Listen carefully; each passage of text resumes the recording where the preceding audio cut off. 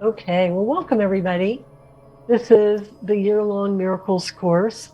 I'm Lynn Woodland, and every week here we have a little bit of a different slant on personal slash spiritual growth, some kind of exercise, some kind of looking at ourselves from a different perspective, um, all aimed toward living a miraculous life. And I set the content of each month, each week, each quarter into the context of the four seasons and use that as kind of a flow for a human growth process of human experience. And it works really well that way. And, here we are still in the dark part of the year in January. It's getting lighter every day, but it's still dark and cold. And after all the frenetic activity of the winter holidays, we have that cold, dark expanse of winter, especially if you live up north, where I know some of you do. A lot of animals hibernate or migrate, but we humans, for the most part, we just slog on through. We bundle up, we dig our cars out of the snow, and we do what we can to ward off colds and seasonal related depression. And of course, there's a certain necessity to this if we want to live in a modern day world. But we can still honor the hibernating season of winter in our spiritual life. And when we do that, we can find a surprisingly rich source of inner warmth and renewal. I know I've had people over the years, I've done a lot of my classes in this seasonal theme kind of way. I've had a lot of people who've done classes with me for, maybe years at a time, just say, I used to get really depressed in winter, and I just don't anymore. I just really get it, that winter can be a really cool time to do a different kind of spiritual experience and personal experience. And while fall poses the challenge of letting go and releasing what we no longer need, think of like leaves falling off the trees. Winter asks us to just live in the emptiness and not fill it right away. So the winter season, I think, is particularly suited for embracing an experience of what I think of as the void. And the void is a state of not doing, not having, not knowing. It's a place of emptiness and stillness. It's the point after we've sustained losses and before anything new has come along to take their place. We might experience the void as a really peaceful state of acceptance and surrender, or we might experience it with the restlessness that precedes change, when we're dissatisfied with what is, but we don't really know what's coming next. A lot of us are really terrified of the void and will do anything to avoid or fill it. And I think this fear of the void stems from our collective belief in scarcity. When we don't believe there's enough of everything to go around, we start to feel afraid of letting go what we have. We start to feel afraid of losing anything that we already have, because we don't trust that there's going to be anything more if we give it up. And emptiness is then our worst fear. We hold on too long to jobs, to relationships, to material things. We resist the ebb and flow of change, even when what is has become unfulfilling or even stultifying. And we cling to what we have, not really because we love it, but just so we won't have to face emptiness. Yet it's really in the stillness and the silence and the open space that's left, when all the clutter gets removed, that we're best able to hear our own inner guidance and see the bigger pictures that will ultimately lead us to a new, improved quality of being, doing, and having, one that will better suit who we've become. And it's through emptiness that we make room for our highest good. Think about it. If we have our arms like full with junk and clutter, we might have a lot, but we don't necessarily have what we need or what's going to nourish us. And we're not able to embrace something better because our arms are full. So the void is really an integral part of the life or the cycle of life that just can't be avoided. Just as winter has to come after the harvest and sleep has to come after activity, the void is essential to life. And we often associate that place of emptiness and the void experience with pain. But there's no reason it has to be painful. It's only our resistance and our attempts to protect ourselves from the void that make it painful. Paradoxically, allowing rather than resisting the natural barren cycles of life tend to shorten their duration and fuels the next stage of active growth. So, in other words, when we stop struggling against emptiness, the void can become a fertile place of unlimited possibilities. So instead of scrambling for something to fill the void, we do much better to use these times for dreaming and for listening and for healing and for building energy. There are opportunities to get clear about what we really want before we proceed further. And spending time, or rather speeding through the void, when we try and push it too fast and rush through it, it's kind of like, imagine a caterpillar in its chrysalis trying to break free and succeeding. It would just come out as something that isn't really fully formed, rather than as a beautiful butterfly. And there just isn't any efficiency in this. It takes a lot of energy and it doesn't gain anything. So when we try to skip over the void, we tend to find ourselves suddenly back in it again. There's really this process to the void that can't be hurried, except by surrendering to it wholeheartedly. Making our time in the void productive really requires allowing feelings to surface, as opposed to just numbing them through keeping active, through pushing them aside, through, our various coping addictions, whether you call them addictions or just, your habits.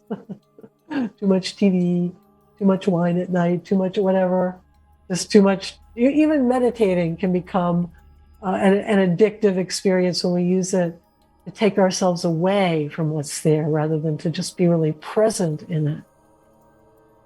And the void will often take us into grief because we're experiencing the ending of an old way of being. And even welcomed endings can bring with them some degree of mourning as we let go of something familiar.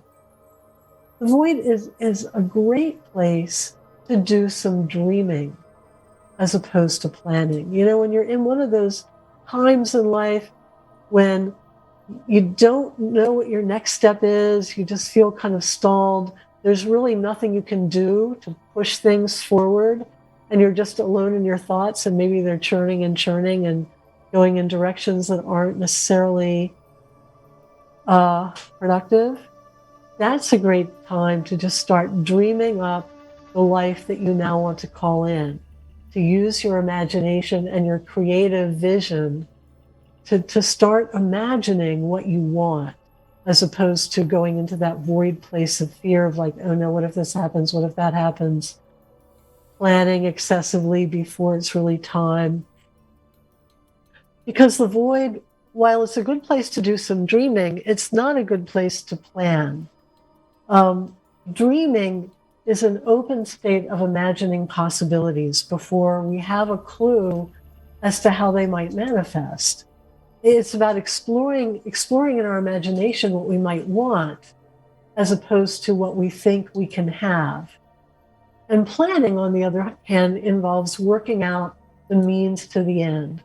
And planning is a great thing at the right time. However, too much planning when we're in a void phase of life can actually limit rather than expand our possibilities. You know, again, go back to the caterpillar and its little chrysalis. Imagine that caterpillar desperately planning a way out. you know, the truth of his condition is that he needs to do nothing but let nature take its course. Planning really doesn't serve us when it's rooted in a fearful distrust in the process of life. The void really calls us to take a leap of faith in the existence of an invisible process. And it's a time to listen to inner guidance and trust what feels right, even if it doesn't jive with what seems sensible or what we can really, grasp with our physical sensibilities. And all of this requires letting the empty spaces in our lives stay empty for a bit and allowing time for inactivity and silence and introspection. And in this way, we gently grow out of the void and emerge organically into some wonderful new way of life. Instead of, struggling out, feeling maybe beaten and battered with nothing positive to show for our efforts, kind of like the caterpillar who succeeds in breaking out of the chrysalis and is just this little slimy, lumpy thing who cannot fly away. So to make use of this void time of winter, first just make some time. Make a little more time for sleep, for one. A little more time to stay home with nothing planned. Well, it's easy to do with COVID, isn't it? COVID is kind of forcing the whole world into a sort of void phase where we have to just turn in. And it's done some really interesting things over the last couple of years. I think it's really changed a lot of industries. So the people who had to work at home for a year are starting to really look at life-work balance. I mean, my husband is saying, half of his team they're quitting because there's been a call to go back to the office and it just doesn't fit their work-life balance anymore. I think it really has forced a lot of people into that turning within and discerning what's really important. So we have these void phases all through our life. And sometimes we even have them collectively, as a world. But winter in particular is such a made for going into a little bit of a void experience, just because the natural world is really echoing it. So if you find your life is structured in a way that doesn't allow you any empty space, just consider changing it, even in some really small way. Having every moment planned and every space filled really doesn't leave any opportunity for refueling. And ultimately, eventually takes a toll on our health and well-being. Make some quiet time to reflect on the past and dream about the future. Let yourself feel sadness and shed tears if that's there. Now, this isn't permission to become inert and sink into depression or self-pity. It's more about using times of stillness to do your own inner work. It's a good time for journaling, for meditation, for, going to therapy if that's something you've been thinking about. Just looking at yourself, getting some help with it even. That can be really productive at times in your life. It's a good time for doing creative activities, any kind of art or creative writing, anything that uses your creativity. All forms of inner work. Give attention to remembering your dreams at night. Maybe even consider writing them down. We're going to do a little bit of work with that this week. I suggest an exercise for that. And it's a really good time to engage in a more active dialogue with your inner guidance, which if you allow it, can start to get louder and more noticeable during these void times. Um, One of the exercises for this week in the written materials is about automatic writing or writing from your inner guidance. And we'll do a little bit of this today if there's time. So I hope you all have pen and paper handy. Give you a moment. If you don't, later I'll give you a moment. But this is a good one to give attention to in a little more depth at another time. I mean, if you're really facile with a keyboard, you can do it on your keyboard. You know, if you're the kind of person who types really fast without looking. If you're good with a pen and paper, do it that way. But the idea is to just imagine however you picture some higher voice. It could be your own higher self. It could be, you know, your angels out there, your spiritual guides. It could be any aspect of God that is meaningful to you.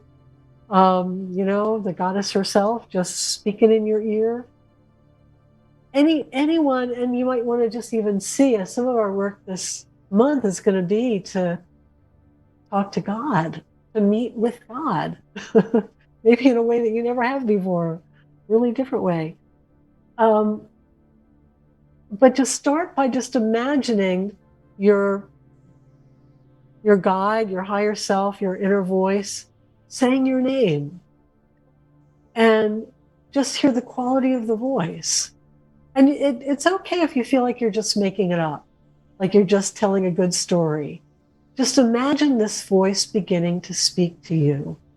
You can even start with, you know, Lynn, my dear friend, Lynn, my beloved child, Lynn, my my sweet beloved, you know, whatever you imagine your guide saying to you, you know, as a guide would, you know, like your guide would be very nice to you. um, well, sometimes my guide says, Lynn, get over yourself. I do have one of those guides. Your guide will talk to you however your guide needs to, but it begins by saying your name and some opening, and then just see what comes. Like, just don't imagine anything in particular, just see what comes. And if it feels like you're just making it up, that's fine, because intuition often does come through the channels of imagination. That's often the doorway that opens up our intuitive and psychic impressions. So that's fine. And if you start to get good at this, you'll start to notice that what begins with you feeling like you're making something up turns into, you look at it later and say, wow, I don't know where that came from, but that is really interesting. I never thought of it that way. Um, so that's a really good exercise that is suggested in the written materials this week that I really encourage you to play with a bit on your own. As I said, we'll probably do a bit of this along with our meditation tonight. Now, I've also included in the printed materials steps for incubating a dream. In other words, programming yourself to have a significant dream, how to do that. It's kind of a no-fail way that you'll get something no matter what. So that's kind of an interesting thing too. And if you hold a clear intention, higher self, I'd like a dream about, you know, blah, blah, blah. I'd like guidance about blah, blah, blah. You know, just notice what you get. It may really surprise you. And doing the conscious, right, the conscious dialoguing and with your inner guidance and the dreamtime work, they can really intensify one another. So doing them together, it can be a really helpful way of just getting your inner self to opening the channels where you're hearing more clearly. So before we get into any kind of exercise, I just want to talk a little bit about surrender. Surrender. You know, most of us are control freaks at heart. I mean, to a greater or lesser degree, I tend to have a greater degree. My little inner control freak is, you know, pretty loud. And it's no wonder. I mean, the reality defined by our physical senses, which is the world comprised of what we can see and touch, is compelling, and it often feels very dangerous. And it appears to be made up of random forces beyond our control. And it's so easy to feel powerless and vulnerable, and to respond by exercising as much control over our surroundings as we can. And much of our work in these lessons actually involves awakening to the reality that lies beyond the limits of our physical senses, and recognizing how much power we actually do have in shaping our experience. And this shift in perception allows us to operate at a higher level of empowerment. And we become less at the mercy of a seemingly random universe. And yet, as we become masters of our own destiny and in control of our own reality, there's still this other step before our power is complete. To the extent that we feel alone in that creative process, we're still living from limitation. I've seen people, and this is true in some of the New Thought spiritual paths. They work a lot with affirmation and declaring this be so, God.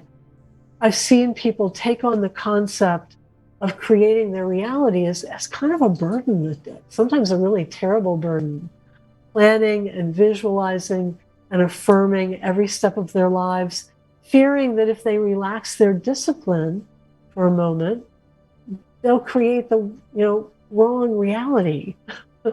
So I'm not kidding. I've actually counseled some people who are very dedicated to their spiritual path of a New Thought process, who are just so afraid that they're thinking the wrong thoughts and they're going to create something horrible because they're thinking the wrong thoughts. And how easy is it once you've got the wrong thought in your head to stop thinking it? It's like try to stop thinking about an elephant, It's really hard. And at some point in the process of accepting how powerful we are, we need to open to a power greater than our own. There's a paradox here in that one of the steps towards spiritual empowerment is recognizing that we have more control over the seemingly random forces of the universe than we thought, and that we truly do create our own reality.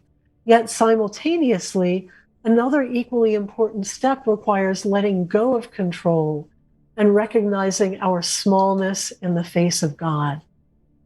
And we talk a lot about paradox here. I think the more we evolve into spiritual mastery, the more we have to become comfortable with these mind-boggling paradoxes.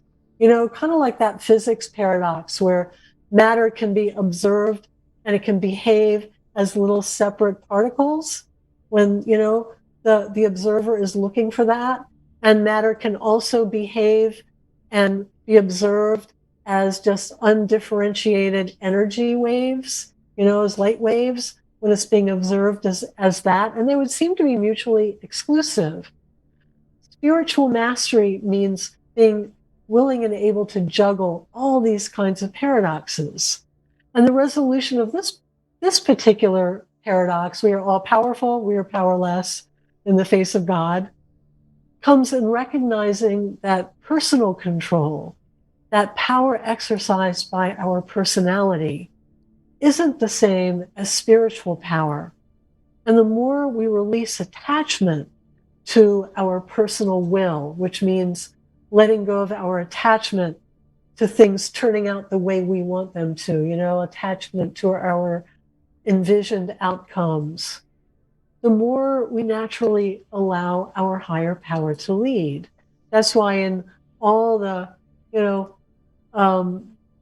so-called manifesting work we do here, it's always we start with our vision and then hand it up and say this or something better, God, trusting that God might have something way better in mind for us. So even though we've just claimed our greatness through an initiation into godlike spiritual power, which we did several weeks ago at the winter solstice, it's equally important to recognize our smallness. And not the powerlessness and separateness that the ego, so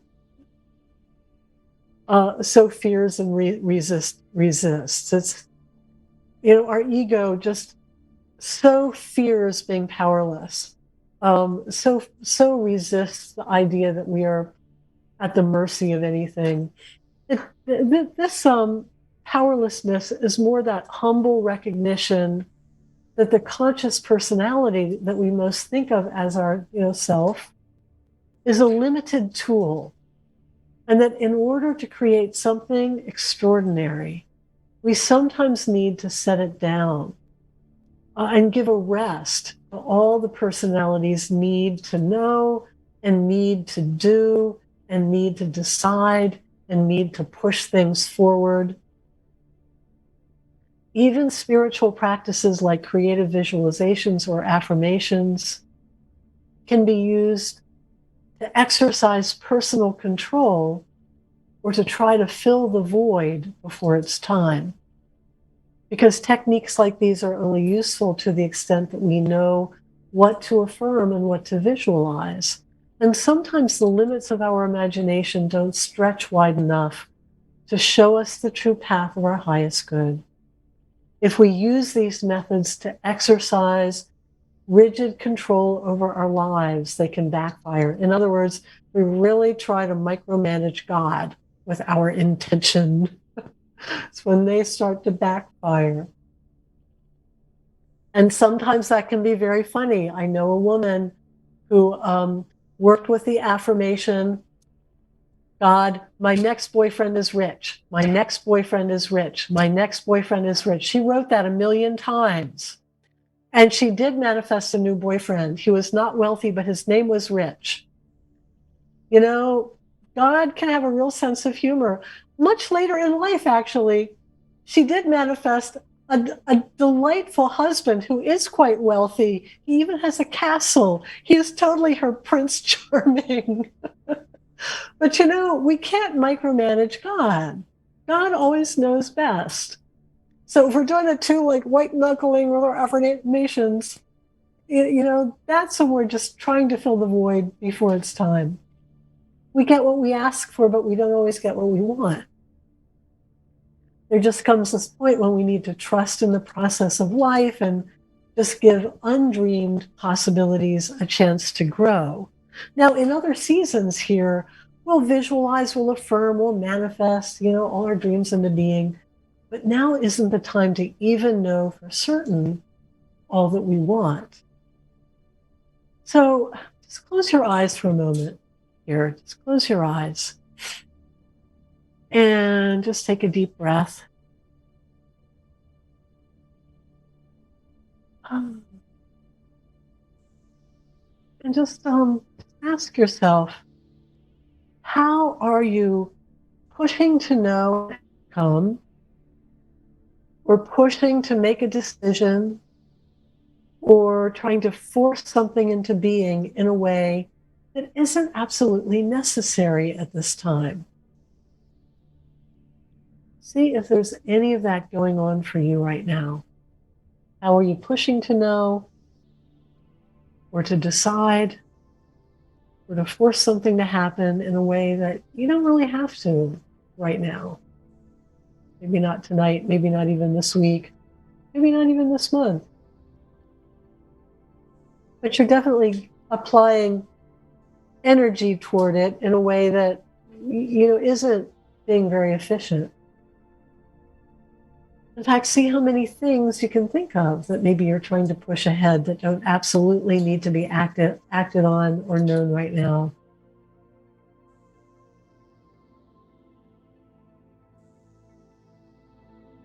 And what are you afraid would happen if you just let all of these go for right now? Not forever, just for right now.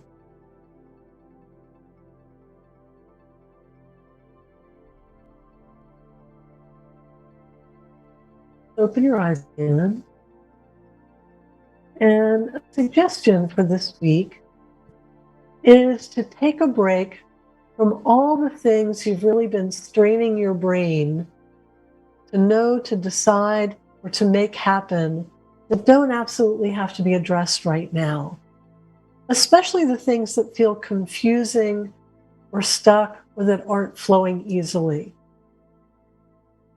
Imagine that pushing ahead right now is like that caterpillar trying to break out of its chrysalis too soon and is only going to result in birthing something unformed. Imagine that the part of you that's struggling to make something happen is really very small and actually has to step aside to allow the hand of spirit to work its magic. So picture yourself doing that. Whatever you've been straining your brain around, imagine that little small self that's like thinking too hard about it, just stepping aside and letting this great big, spiritual presence just take it up and take it on and work on it for you while you just take a little rest break. And as you do this exercise, recognize that surrender is actually a state of mind. It's not an action, because it is possible to stop all you're doing without ever achieving a state of surrender. You might also find that as you achieve a surrendered state, you're naturally led to many actions. Because what you're releasing here is the push, that brain strain, that's what you're letting go. And you might get like really guided from within, the hand of spirit may push you and say, okay, do this now, it's time. So, in Buddhism, the void or emptiness is seen as the very essence of reality. And what's more, the concepts of emptiness and completeness are just very intertwined as one and the same. And this concept of a full void is also found in quantum field theory. Newtonian science defined reality in terms of matter and the empty space around it. I feel so embarrassed explaining, physics for dummies in front of a physicist, Bill. I'm just like, forgive me. I'm so embarrassed. But I'll get over myself. Okay, my guys are saying, get over yourself, Lynn. Matter and the empty space around it was more the Newtonian model. Both were distinct from one another and unchanged by the other. Oh no, two physicists. Oh dear God. God help me. I forgot that. I forgot that you two are physicists. Oh my God. And I'm probably turning red now, and quantum science has kind of made this differentiation obsolete, showing the true nature of matter and space to be this unified soup of energy and light. And our Western minds still tend to cling to our definitions of separateness. Now, Eastern ways of thinking tend to be much more accepting of the unknowable and the paradoxical, recognizing that the true nature of reality lies beyond the concepts and definitions of the human mind. Just as the body of a caterpillar literally dissolves into goo in the process of reforming into a butterfly, so too must we allow a process of dissolution, letting go of not just our doing, but our knowing. In fact, we're going to actually have a whole lesson about letting go of everything we think we know so that we can truly open our minds to new inspiration. So the following meditation is a little bit of a dip into this fluid, paradoxical soup that is the void, into the, this river. And have a pen and paper handy for this. If you don't have it, just take a moment and grab something so you have something to write with before we get started.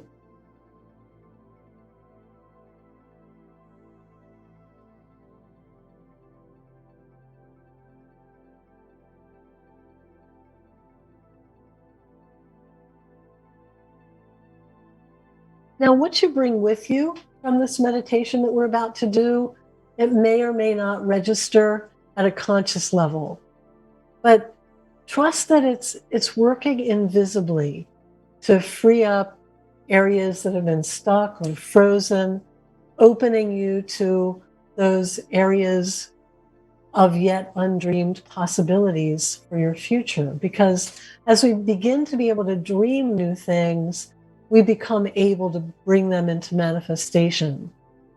So this is about really opening to the bigger pictures that we're next going to call into our lives as our new and wonderful and beautiful miraculous future.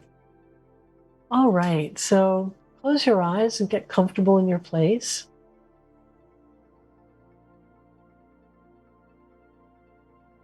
And just relax. Just take some deep, full breath.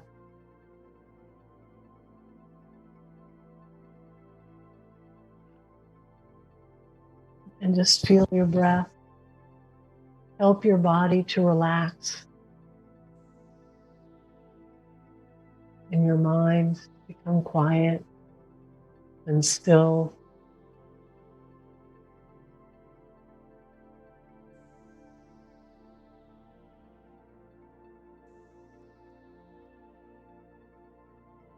And just imagine your awareness becoming very soft and open.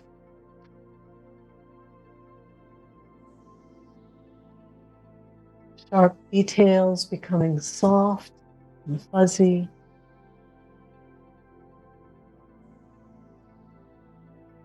Open.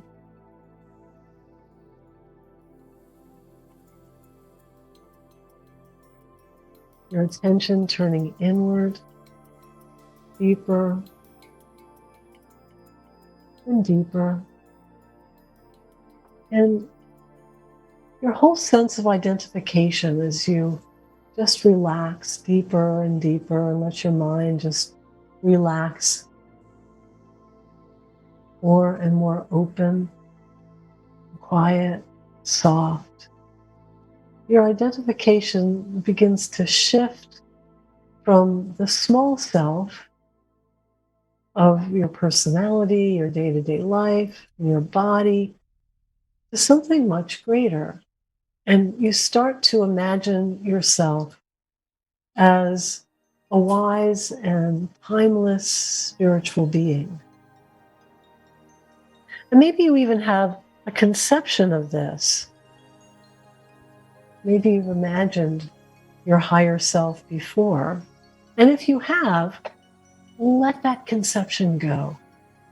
Let it go. And imagine your true self as being beyond anything you've ever envisioned or even considered. And see if you can just relax in the face of the unknowable. See if you can even find some peace in letting go of the need to know. Imagine that who you are is so much greater and vaster than our small human minds will ever quite be able to wrap around. And just relax into that mystery, that unknowing. And bring to mind now all the things that you've been feeling a need to know or push forward.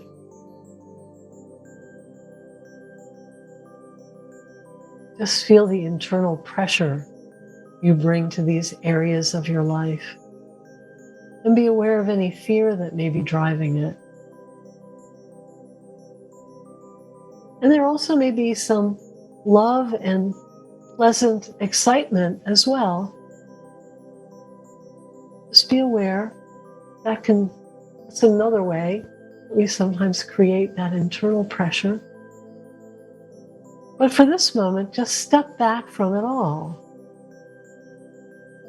And imagine that something in this situation is akin to the caterpillar in its chrysalis.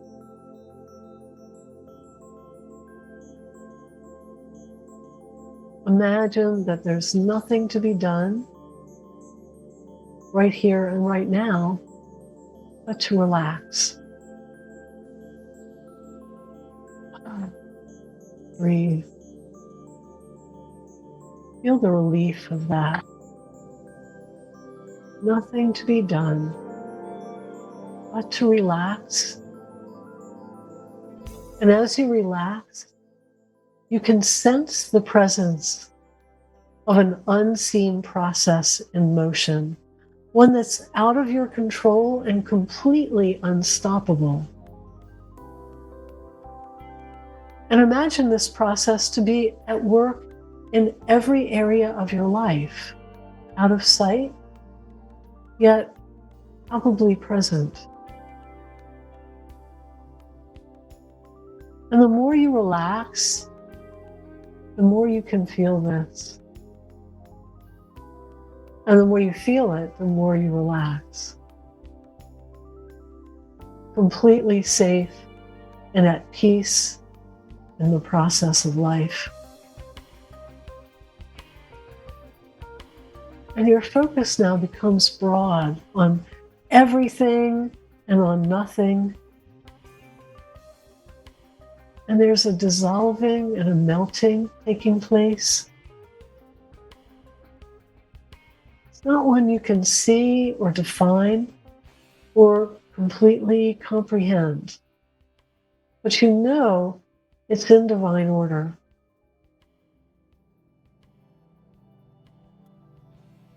And parts of you relax that you didn't even know were tense. You set down burdens you didn't even realize you were carrying.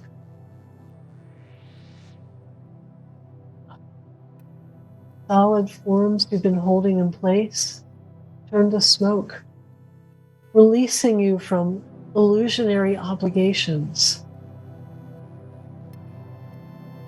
Things that were frozen now become fluid. Everything you thought you knew is now fuzzy. What was sharp has become soft. The past and the future melt into a continuous now. And now there's nowhere to be, nothing to do, nothing that's knowable. So you surrender to the softness all around you. Internal pressure gives way to peace. The boundaries of yourself often soften and blur, so there is no inside and outside, no here and there, no object and space, as all things blur together into continuity. And in this softening, there is no you. There just is. And this blending, merging, and flowing into oneness isn't frightening or confusing. There's only peace. Deep, deep peace.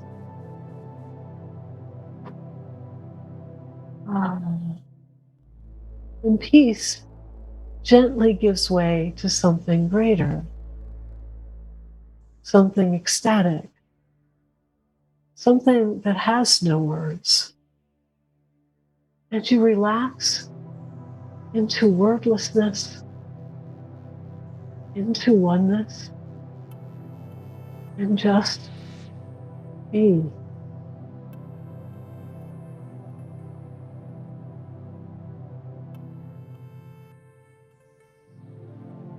And now imagine a voice of wisdom and truth speaking to you, telling you something you need to know. It begins by simply saying your name. Hear the sound of the voice, the quality of it. And it continues to speak. But just see what it says. And as you hear these imagined words, take some time right now to write them down. If you don't seem to hear anything, then just make it up. Because as I said, imagination is still coming from you from within and is often the doorway that takes us into intuition. So take a few moments now.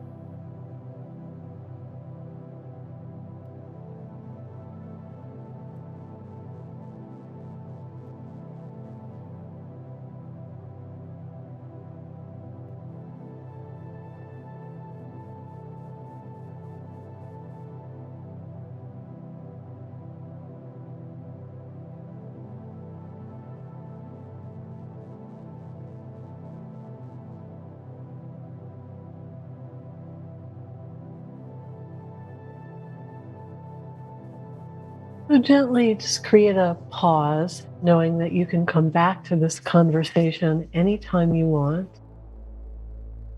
And just ever so gently, just feel the boundaries of your body and your personality intact and yet open to allow something new. Just feel that your mind has been cleared, your body rejuvenated. You now have peace where before there may have been pressure. So just take some deep breaths, stretch, take your time. Come on back to a normal waking state, feeling refreshed, alert, awake. Now, in the written materials, we'll give you the code in a moment to get to those. There's a little bit more about inner guidance work. There's also some written steps for incubating a dream, which is something I suggest you do. I'll kind of go over that right now a little bit. Basically, it starts by writing a note, an actual, written note to your higher self requesting a dream. And if there's anything in particular you would like guidance around, just make a note of that and place this note under your pillow before you go to sleep. If you want to ritualize this in any way, to make the process feel more impactful, that's great. You can light a candle, you can listen to music, you can do a bit of meditation, however you want, or you can do it just as simply as, just writing a little note, putting it under your pillow, and then have some means of recording next to your bed, whether it's your pen and paper or your phone to make a recording on. And hold your dream request in mind as you fall asleep. See how long you can hold it, as you just really go into a sleep state. And the minute you wake up, before you open your eyes, before you even move in bed, see how much of your dream you can remember. It's best not to move your body, to really keep your body very still in the same position it was in when you had the dream, and see how much you can remember. If you've already turned over and you thought, oh shoot, I was not gonna, then move back to the position you were in. And if you don't remember a dream, then close your eyes, reposition your body exactly as it was before awakening, and make one up really quickly and spontaneously immediately upon awakening, when you're still in that I'm just barely awake state. And the dream you make up will really be, as I would guarantee you, is going to be as interesting as the dream, because it's still coming through your imagination, really right on the heels of dream time. So trust that too, and then record everything, and just be with it. Just let it work on you. You don't even have to analyze it so much as feel it. See what you feel about the dream. Really, trust that it's doing something in you and for you. Well, my dears, it's been a joy and, as always, an honor. It's always, I just feel so blessed to have the opportunity to be with you all, because people who show up for this class are truly amazing people. I'm always really kind of humbled by these groups of people I get to spend time with every week. So thank you all, and have a great time talking to your inner guides. And until next week, I love and bless you. Thank you. Have a good week. Lynn. Bye, guys. Namaste, everyone. Bye. Great week.